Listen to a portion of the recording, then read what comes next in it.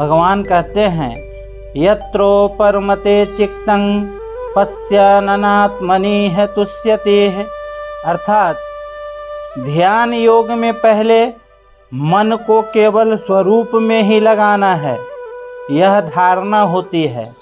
ऐसी धारणा होने के बाद स्वरूप के सिवाय दूसरी कोई वृत्ति पैदा भी हो जाए तो उसकी अपेक्षा करके उसे हटा देने और चित्त को केवल स्वरूप में ही लगाने से जब मन का प्रवाह केवल स्वरूप में ही लग जाता है तब उसको ध्यान कहते हैं। ध्यान के समय ध्याता, ध्यान और ध्येय यह त्रुटि रहती है, अर्थात साधक ध्यान के समय अपने को ध्याता, ध्यान करने वाला मानता है, स्वरूप में तद्रूप होने वाली वृत्ति को ध्यान मानता है और साध्य रूप स्वरूप को ध्येय मानता है।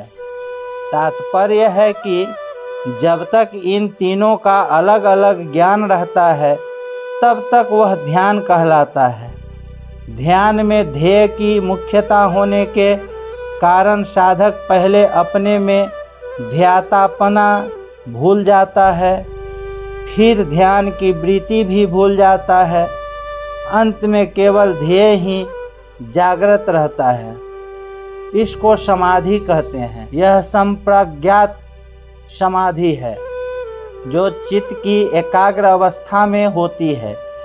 इस समाधि के दीर्घ काल के अभ्यास से फिर असंग प्रज्ञात समाधि होती है। इन दोनों समाधियों में भेद यह है कि जब तक ध्येय का नाम और नाम का संबंध ये तीनों चीज़ें रहती हैं तब तक वह संप्रज्ञात समाधि होती है। इसी को चित्त की एकाग्र अवस्था कहते हैं। परंतु जब नाम की स्मृति न रहकर केवल नामी ध्येय रह जाता है तब वह असंप्रज्ञात समाधि होती है। इसी को चित्त की निरुद्ध अवस्था कहते हैं। निरुद्ध अवस्था की समाधि तो दो तरह की होती है, सजीव और निर्जीव।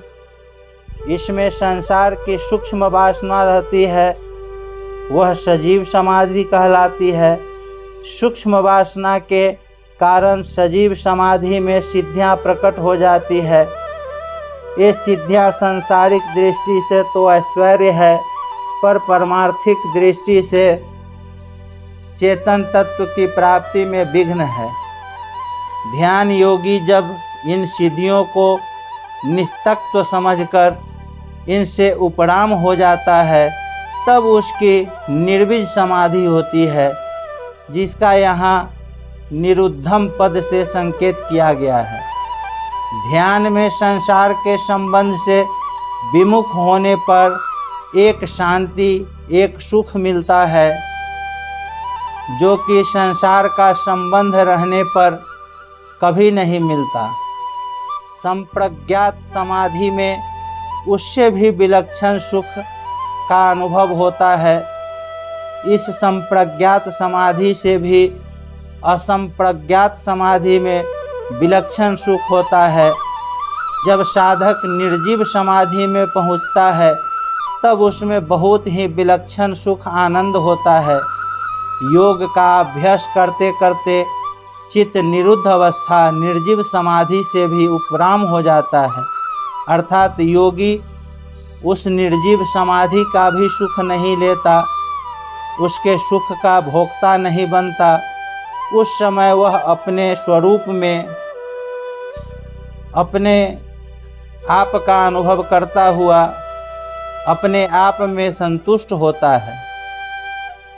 ऊपर मते पद का तात्पर्य है कि चित्त का संसार से तो प्रयोजन रहा ही नहीं और स्वरूप को पकड़ सकता नहीं, कारण कि चित्त प्रकृति का कार्य होने से जड़ है और स्वरूप चेतन है।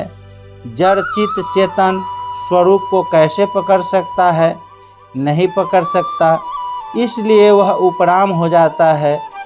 चित्त के उपराम होने पर योगी का चित्त से सर्वथा संबंध विच्छेद हो जाता है।